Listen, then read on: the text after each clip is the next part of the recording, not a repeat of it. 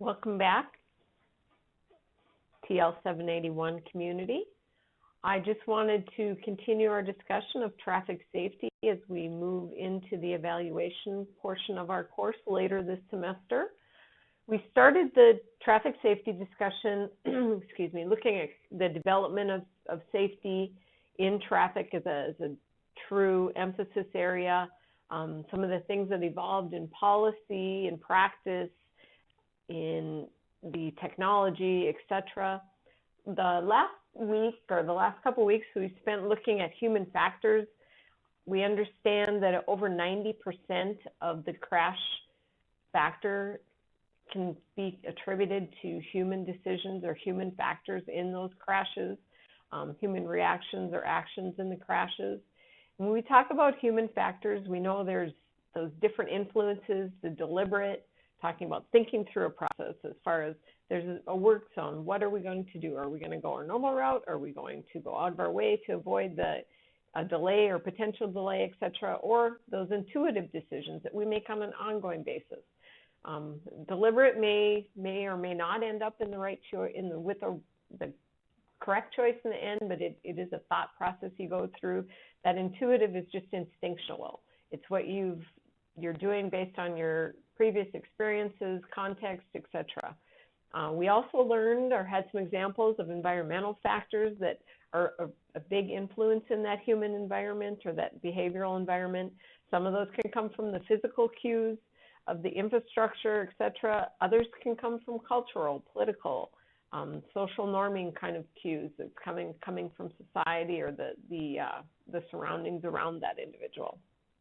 So as we understand then how to go about or look into changing human behavior and looking at the causal chains and the links in those, understanding how we can use a logic model to, again, logically flow left to right or right to left to try to influence those behaviors to promote traffic safety in our driving society. The next piece of that, or a very critical piece of that, of course, is the data that we're going to look at in trying to understand those issues, and then also how we might influence those issues, and later how we're going to measure if we are having an influence on those behaviors. So getting back to the Carter text, we're moving into week 3 here, and we're going to start with chapter 7, the importance of safety data. And given the presentations by Federal Highway and the North Dakota DOT this week, you are all probably more than aware of some of those important factor uses of traffic safety, be it for the systematic or the systemic analysis, whether it's looking at a specific project or site improvement or a characteristics of the site that would make it more susceptible to crashes or more likely for crashes in the future. So looking at the importance of safety data, road safety management and project development has become increasingly based on data-driven and evidence-based type of practices. And we understood and saw that yesterday in some of the presentations we saw and in our readings, looking at proven or tested or tried kind of countermeasures in dealing with safety issues. If we look at a safety performance emphasis that's got a substantive safety effort or sustained safety, that's the kind of outcome we're looking for. Public safety outcomes based on that sustained or substantive safety. Nominal or design or the design elements are certainly important, but we're interested here, our primary focus here will be not in the design itself for that initial setting, but in the ongoing safety environment or safety outcomes for a particular corridor or site. So looking at some of the traditional safety practices and tools, the text mentions that Federal Highway must and AASHTO Green Book reports as nominal safety references. You're welcome to look at those. Those are typically more in the engineering domain, and if you're going to look at certain features on the roadway, you may want to familiarize yourselves with some of the things in the Green Book, such as road sign placement, etc. And then the substantive safety, again, that continuing effort towards safety, we would look to some of these other resources to try to find some information that we could draw on.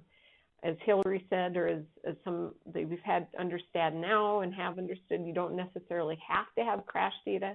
Crash data is kind of a central data source in most of this analysis, but you also may have to work from some kind of proxy data, and some of the sources you may want to look to for understanding how the traffic is, excuse me, how safe traffic is in a particular area or with regard to a particular user group, are some of the roadway data sets. They talked about the roadway inventory management data set. That's something we could look at, the traffic volumes or traffic counts.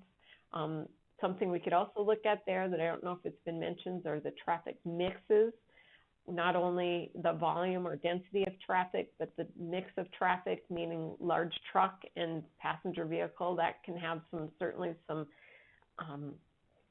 implications for the traffic safety and also the operations and how those two interact.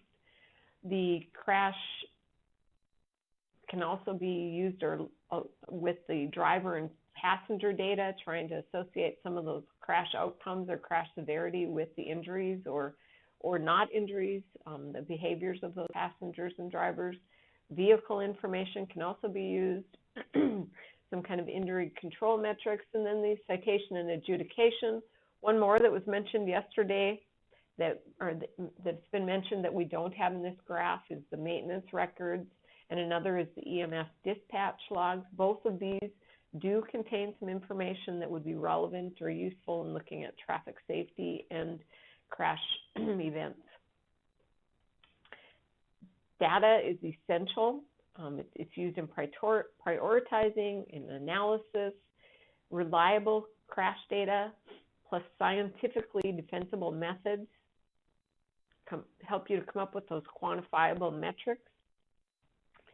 We want to look at countermeasures and strategy selection. It's complex because crashes have a confounding factor. We talked about rollover crashes, for instance. Well, if you have a seatbelt on in a rollover crash, would it perhaps be correlated with some type of, or be related with the type of injury outcome you might have? In some studies, it's certainly been shown that those without seatbelts that are ejected are certainly more likely to suffer severe consequences with regard to injury.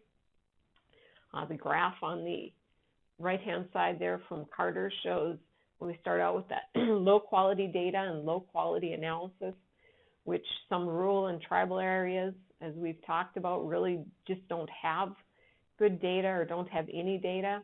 If they're not able to provide any kind of analysis, even if that's just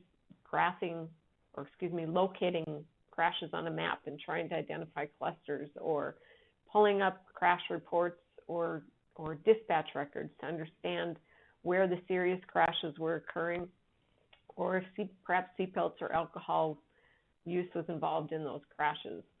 As we try to do some of that improvement within data, granted we aren't going to be at the top of that ream, but if we can start to bring some kind of data into it, even if we still have a low quality analysis, we can start to maybe come to some consensus about priorities and issues. Excuse me. And again, I go back to that tribal example. They have limited crash data, but just the state crash data on the fatals that's available does give them a starting point. It's certainly not a perfect source, but it is some place to start.